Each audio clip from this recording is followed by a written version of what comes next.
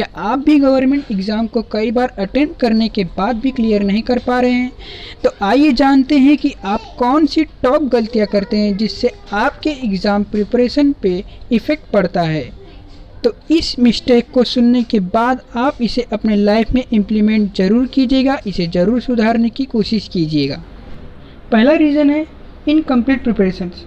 लगातार हम ऐसा करते हैं कि जो हमारे टॉपिक्स होते हैं जैसे जीएस हो गया, मैथ हो गया, हम इन सभी टॉपिक को छोड़ देते हैं, मतलब अच्छे से प्रिपरेशन नहीं कर जाते हैं। आप खुद से पूछिए कि जब आप इस बार एग्ज़ाम देने गए थे तो क्या आप पूरी तरह से पढ़कर गए थे? इनमें से अधिक बच्चों का जवाब यही होगा कि हमने कंप्लीट प्रिपरेशन नहीं किया, मैंने ये रिवाइज नहीं किया, मैंने वो नहीं देखा। कुछ ही स्टूडेंट ऐसे मिलेंगे जो कहेंगे कि हाँ, मैंने अपनी पूरी तैयारी करके गया था, मैंने अपना पूरा एफर्ट डाला जितनी मैं कर सकता था। तो ये बहुत बड़ी रीज़न है और ये पहली रीज़न है जो कि हर एक स्टूडेंट अपने एग्ज़ाम प्रिपरेशन के टाइम पर करता है। दूसरी वजह है technique to solve the question paper. हम ना तो मॉक को सॉल्व करने की टेक्निक जानते हैं, ना ही हम पेपर को सॉल्व करने की टेक्निक जानते हैं, ना ही हमें ये जान पाते हैं कि जैसे मैं जिस तरीके से पेपर सॉल्व कर रहा हूँ क्या वो स्ट्रेटेजी सही है या नहीं है। जो मैं टेक्निक यूज़ कर रहा हूँ अपने पेपर को सॉल्व करने के लिए क्या वो परफेक्ट है या फिर उसमें कुछ कमियाँ हैं, उसे हम जान ही नहीं पाते हैं। हमें लगता है हम जो कर रहे हैं वो सही है। तो इसके लिए आप एक बेहतर टेक्निक बनाइए, समझिए कि किस क्वेश्चन को मुझे कितना समय देना है, किसको करना है, किसको नहीं करना है, किसको आगे छोड़ना है। इस तरह से हर एक क्वेश्चन को ट्राई कीजिए पहले। अगली वजह है मेंटल स्ट्रेस। आज आप किसी भी स्टूडेंट से पूछिए, आधे से ज़्यादा जवाब ये मिलेगा कि मुझे मेंटल स्ट्रेस है, मैं उदास रहता हूँ। तो अगर आप उदास रहेंगे, अगर आप मेंटल स्ट्रेस में रहेंगे तो आप अपनी एफिशिएंसी का 100% नहीं दे पाएंगे।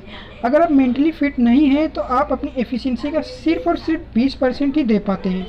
और यही सबसे बड़ी वजह है कि मेंटल स्ट्रेस जो आपको परेशान कर रहा है। इसे सुधारने के लिए आप अपने डेली बेसिस पे जो आपकी अबनॉर्मल आदतें हैं, जैसे कि आप टाइम पर सोते हैं, टाइम पर उठते नहीं हैं, तो इन आदतों को बदलिए। टाइम पर उठिए, टाइम पर सोइए, टाइम पर मेडिटेशन कीजिए और सबसे ज़रूरी बात कि टेंशन देने वालों से दूर रहिए।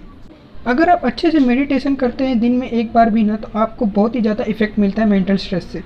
सो इसे ज़रूर अपनाइए। अगला रीज़न है टाइम मैनेजमेंट।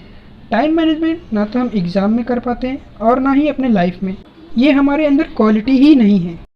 हाँ, टाइम मैनेजमेंट करना आसान नहीं है, लेकिन इसे करने के लिए हमें अपने डेली बेसिस के रूटीन को चेंज करना होगा। पहले हमें अपने दिन को मैनेज करना होगा, फिर घंटे को मैनेज करना होगा, हावरली अपने आप को मैनेज करना होगा, डिपेंड ऑन आवर वर्क। और अगर आपने टाइम मैनेजमेंट करना सीख लिया तो आपका हर काम छोटी छोटी चीज़ों में बंटकर आसान हो जाएंगी और आपको पढ़ने का भी टाइम मिल जाएगा। अगला रीज़न है not enough knowledge about the exam. कई स्टूडेंट तो ऐसे हैं जो फेल हो रहे हैं जिन्हें एग्ज़ाम के बारे में अच्छे से नॉलेज ही नहीं है, जो एग्ज़ाम के पैटर्न को एनालिसिस ही नहीं करते हैं कि जैसे हमें जीएस कितना पढ़ना है, करंट अफेयर कितना पढ़ना है, कौन से टॉपिक पे कितना ज़्यादा फोकस करना है, करंट अफेयर कितना पढ़ना है। हमें ये बेसिक सी चीज़ें ही नहीं पता रहती हैं अपने एग्ज़ाम के बारे में। और तो और हमें अपने एग्ज़ाम के सिलेबस के बारे में भी नहीं पता होता है। कई सारे स्टूडेंट सिर्फ सीधे पढ़ने बैठ जाते हैं, मैथ पढ़ने बैठ जाते हैं, जीएस पढ़ने बैठते हैं, लेकिन उन्हें पता ही नहीं रहता कि करना कितना है, पढ़ना कितना है, कहाँ तक है, पैटर्न क्या है, सिलेबस क्या है। तो इसे ज़रूर ध्यान दें कि आपको पढ़ना कितना है, आपके सिलेबस में क्या है, आपको कहाँ तक पढ़ना है, कितना टाइम देना है, ताकि इससे आपका जो टाइम होगा वो बहुत ही सेव होगा। अगला रीज़न है inability to evaluate your weakness and mistakes. हम अपनी गलतियों को नहीं ढूंढ पाते, हम अपनी कमजोरियों को ही नहीं पता कर पाते कि हमसे गलती कहाँ हो रही है, हमें कमजोरी को भाप नहीं पाते हैं और हम अपनी मिस्टेक्स के बारे में सोचते ही नहीं हैं। हमें लगता है कि जो हम कर रहे हैं सब सही है, हम इसी भ्रम में रहते हैं। तो अपने वीकनेस और मिस्टेक्स पर थोड़ा ध्यान दीजिए, इसे समझिए कि मैं कहाँ कहाँ मिस्टेक्स कर रहा हूँ, ये बहुत ही इंपॉर्टेंट है। अगला रीज़न है high goal but base weak. वो कहते हैं ना कि मुझे ये बनना है, मुझे वो बनना है, मुझे बड़ा आदमी बनना है, मुझे कुछ करके दिखाना है, पर हमारे सपने तो बहुत बड़े बड़े होते हैं पर हमें उसके लिए कुछ करना नहीं है, उसके लिए हम कुछ मेहनत ही नहीं करते हैं। अब सपने देखना कोई गलत नहीं है, पर उन सपनों के लिए कुछ नहीं करना बहुत ही गलत है। बहुत लोग सपने देखते हैं, शायद ही कोई ऐसा दुनिया में होगा जो नहीं देखता होगा, बट सपने उसी के साकार होते हैं जो उनके लिए मेहनत करता है, जो उन रास्तों पर चलता है जिससे उसके सपने पूरे हो सके। तो गोल तो बड़ा रखिए लेकिन उस पर वर्क भी कीजिए, क्योंकि ये बहुत ही ज़रूरी है। अगला रीज़न है believe in shortcut of success. बहुत सारे स्टूडेंट हैं जो शॉर्टकट पर ही ध्यान देते हैं। उन्हें लगता है कि हमने PYQ कर लिया तो अब में से मेरा सिलेक्शन हो जाएगा। मतलब हम सिर्फ शॉर्टकट पर ध्यान देते हैं, जबकि सक्सेस के लिए कोई शॉर्टकट नहीं होता है। आपको एक सही दिशा में एक सही मन लगाकर लगातार धैर्य के साथ मेहनत करनी होगी, तब जाकर आप वन स्टेप अहेड होंगे औरों से। आप किसी भी सक्सेसफुल आदमी को देख लीजिए, वो बहुत ही मेहनत और एफर्ट के बाद सक्सेसफुल बनता है। हम सिर्फ उसको सक्सेसफुल बनते हुए देखते हैं, उसके एफर्ट्स को नहीं देख पाते। हमें ये पता ही नहीं होता कि उसने क्या एफर्ट किया, हम सिर्फ सक्सेस को ही देखते हैं। हम ये सोचते ही नहीं कि उसे यहाँ तक पहुँचने के लिए कितना एफर्ट, कितना मेहनत किया है। इसलिए शॉर्टकट पर नहीं, मेहनत पर इफेक्ट कीजिए। अगला रीज़न है इन्वायरमेंट। आपने एक चीज़ देखा होगा या नोटिस किया होगा कि आप अगर किसी के घर में जैसे बॉडी बिल्डिंग के इक्विपमेंट है, पर वो व्यक्ति उन सामान का उतना यूज़ नहीं करता है। क्यों? क्योंकि उसका इन्वायरमेंट ही नहीं बना रहता है उस फील्ड में, उसके आसपास कोई रहता ही नहीं है उसे कुछ बताने के लिए। बहुत सारे स्टूडेंट तो गांव में चले जाते हैं जहां पर कोई पढ़ने वाला नहीं होता है, सब शाम को क्रिकेट खेलते रहते हैं, और हम बीटेक करके गांव में एसएससी की तैयारी कर रहे होते हैं। एक गांव में जहां कोई पढ़ाई के बारे में बात नहीं करता, प्रिपरेशन के बारे में बात नहीं करता, ऐसे इन्वायरमेंट में रहकर बहुत ही मुश्किल होता है कि आप सिलेक्शन कर पाओ।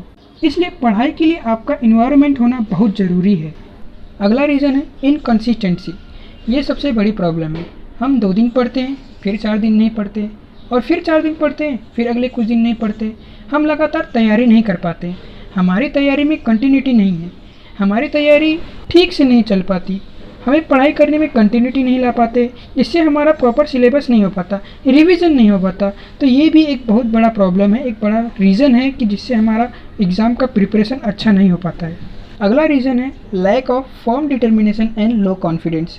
हम दृढ़ निश्चय तो कर लेते हैं कि आज मैं इतना पढ़ूंगा, आज मैं इतना टॉपिक क्लियर करूंगा, पर उसी टाइम पर जैसे ही हमें कोई काम मिल जाता है, लाइक हम किसी काम में बिजी हो जाते हैं, कोई फ़ोन आ जाता है तो हम उसमें बिजी हो जाते हैं, और जो हमने डिटरमाइन किया था कि आज हम इतना पढ़ेंगे वो छूट जाता है। यानी हम अपने एम पर फर्म डिटर्मिनेशन नहीं कर पाते हैं। जब आपके अंदर इतनी सारी कमियां होंगी तो ऑब्वियस है कि आपके अंदर कॉन्फिडेंस लो होगा, और कोई रीज़न ही नहीं है। ये इसलिए है कि आप अपने टाइम को सही जगह इन्वेस्ट नहीं कर पा रहे। अगला रीज़न है डिपेंड ऑन लक। कई स्टूडेंट हैं जो पढ़ते तो कुछ नहीं है, कहते हैं कि तुक्का मार कर आ जाऊँगा, सिलेक्शन हो जाएगा तो हो जाएगा, नहीं होगा तो नहीं होगा। ऐसे स्टूडेंट अपनी मेहनत को कॉन्फिडेंस या फिर उस अपनी मेहनत को कम आंकते हैं।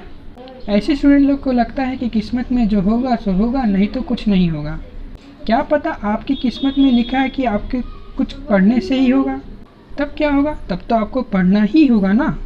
तो आपका भविष्य, आपकी किस्मत आपको ही खुद बनाना है, लक पर डिपेंड मत रहिए। अगला रीज़न है निगेटिव थिंकिंग। आजकल हम हर चीज़ में निगेटिव सोचने लगते हैं, खुद के बारे में भी निगेटिव सोचते हैं, दूसरे के बारे में भी निगेटिव सोचते हैं। माँ बाप ने कुछ नहीं दिलवाया तो निगेटिव सोचते हैं, अपने आप में ही कोई भी भ्रम की बीमारी पाल लेते हैं। पढ़ाई के ऊपर निगेटिव थिंकिंग करते हैं कि अपने आप में ही सोचने लगते हैं मेरा क्या होगा, कुछ कर पाऊंगा कि नहीं, यही सब सोचने लगते हैं। तो ये भी एक बहुत बड़ा रीज़न है कि जो आपका एग्ज़ाम प्रिपरेशन का टाइम है उस पर ये इफ़ेक्ट डालता है। अगला रीज़न है इनफेरिटी। ये बहुतों के अंदर होता है। अपने आप को अधिकतर स्टूडेंट कम आंकने लगते हैं कि लगता है कि मैं नहीं कर पाऊंगा। ग्रुप में जब सब बच्चे आंसर देने लगते हैं तो मैं नहीं दे पा रहा हूं, तो मेरा क्या होगा। ये इन्फेरिटी है कि दूसरों को अपने आगे ज़्यादा समझना और खुद को कम आंकना। दूसरों को देखते हैं वो बहुत बड़ा हो गया है, मैं क्या करूँगा, मेरी लाइफ में तो बहुत स्ट्रगल है, मैं कुछ नहीं कर पाऊँगा, लाइफ में तो दूसरे बहुत कुछ कर रहे हैं, मेरा क्या होगा। तो इन सभी गलतियों को दोहराइए मत, इनसे दूर रहिए। ये नेगेटिव थिंकिंग भी है, इनसे दूर रहिए, ऐसा कुछ होता ही नहीं है। तो ये कुछ रीज़न और मिस्टेक्स थे जो हर स्टूडेंट फेस करता है अपने एग्ज़ाम की प्रिपरेशन के टाइम। तो इन मिस्टेक्स को समझिए, इन पर वर्क कीजिए और अपना एफर्ट डालिए। और लास्ट में हार मत मानना कभी। जब तुम हार मान लेते हो ना, तो दुनिया को तो कुछ नहीं होता, पर तुम्हारी लाइफ में ना स्ट्रगल और भी बढ़ जाते हैं। तो इनसे लड़ो और आगे बढ़ो। Thank you. वीडियो को लाइक, शेयर और सब्सक्राइब करना मत भूलिएगा।